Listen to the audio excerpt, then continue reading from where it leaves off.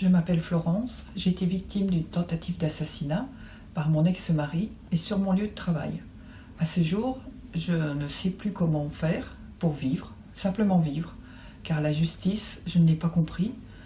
Une fois j'étais dans la civile, une fois j'étais dans le pénal, j'ai été baladée des deux instances, et tout ça pour en arriver qu'il n'y ait pas de jugement, qu'il n'y ait rien. L'acte était fort violent pour moi. Heureusement qu'il y a des centres d'hébergement, car je ne sais pas comment j'aurais pu remonter la pente, car à ce jour, je ne sais pas comment faire pour vivre tout simplement. Alors, pas de procès, ni en civil, ni en pénal, pourquoi ? L'individu a fait 18 mois de préventive, et après, il a été libéré, remis dans la maison sous un bracelet électronique, contrôle judiciaire. En sortant de prison, il m'a téléphoné. Là, je me suis sentie en danger, en sachant qu'avant l'acte, j'ai demandé aux gendarmes de me protéger, ce qui n'a pas été fait. La seule réponse que j'ai entendue, c'est qu'il fallait que j'accélère ma procédure de divorce. Sachant quand on est une personne en fuite, qu'on sait que le danger est là, accélérer sa tentative de divorce est très compliqué. J'ai réussi à divorcer de cet individu au bout des 2 ans, pendant sa détention. Mais quand il est sorti, tout était à refaire et à recommencer à zéro. Il est remis dans ma maison, enfin dans notre maison, et il vit normalement. Et c'est à moi, la victime, de partir loin, dans un autre département, pour me protéger toute seule. Car la pression est là. Les coups de téléphone, moi je les comprends. Si les gendarmes ne les ont pas compris, moi je les ai compris tout de suite. C'était la fuite, j'avais que ça à faire. Suite à ça, je trouve qu'au niveau de l'agresseur, la justice s'en occupe beaucoup, tandis que la victime, on n'en entend pas parler. J'ai rencontré une fois la juge d'instruction, et la suite, ça a été l'attente, et 3 ans et demi d'attente, et je ne sais pas aujourd'hui pourquoi j'ai attendu autant de temps. Car c'est pas possible de faire attendre les gens comme ça. On ne peut pas attendre comme ça. C'est terrible, c'est terrible. 3 ans et demi d'attente, et qu'est-ce qui s'est passé au final ?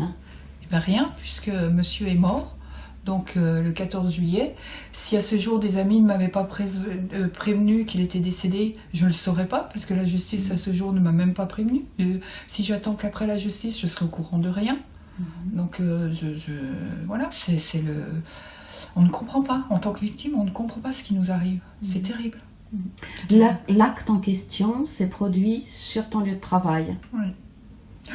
Ça veut dire quoi ? Alors ça veut dire qu'à ce jour, je n'ai plus de travail, car je ne peux bien entendu pas retourner sur mon lieu de travail. Psychologiquement, c'est impossible que je retravaille dans la salle où s'est passé l'acte.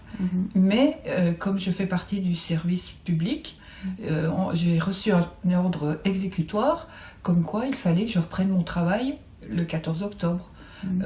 À ce jour, nous sommes le 30 octobre.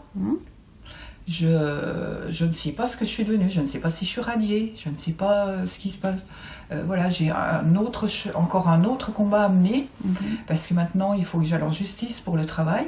Ils n'ont pas voulu reconnaître que l'acte s'était passé sur mon lieu de travail, donc l'accident de service n'est pas pris en compte.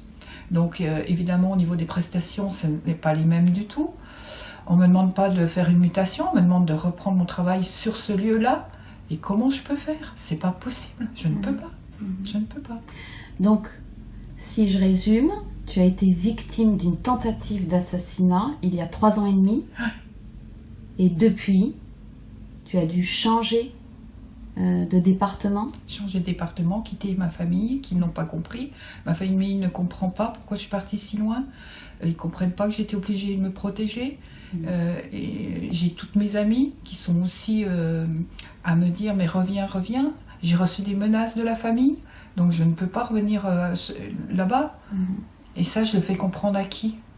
Personne ne comprend dans l'état lequel je me trouve. Qu'est-ce que tu aurais à dire ? Quelle serait le message que tu voudrais dire? Alors si je souhaite témoigner actuellement, c'est pour les autres victimes. Car moi, dès la sortie de l'hôpital, je suis dans un néant complet. C'est-à-dire qu'à l'hôpital, quand je sors, j'ai plus de maison, j'ai plus de voiture, je n'ai plus rien. Même pas une petite cuillère, je suis partie sans rien. Et pour les autres victimes, je voudrais que ça change, que les choses changent. Ce n'est pas possible de vivre ça. Je souhaite à personne de vivre la traversée que je viens de faire. Même à ce jour, c'est pas possible.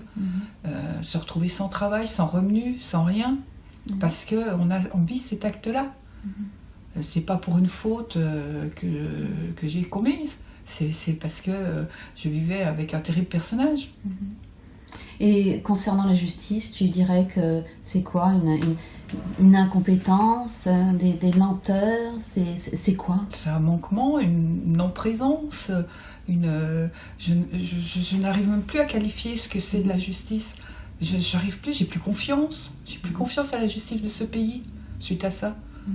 Parce que moi, il fallait ce procès, il me fallait un procès pour me réparer. Et là, je ne l'aurais pas, je ne serais pas confrontée à cet individu. J'ai eu la reconstitution, mais même pour la reconstitution, je n'y ai pas senti. Pour moi, c'était une grande mascarade. Donc voilà, comment améliorer les choses, se poser les bonnes questions, au lieu de s'occuper de monsieur qui est en prison, peut-être s'occuper de madame, ce qu'elle devient. Parce que là, personne ne sait ce que je deviens. Si j'ai pas mon avocate qui est là, les gens, les personnes de l'hébergement, qui sait ce que je deviens à ce jour? Personne. Personne ne se pose la question.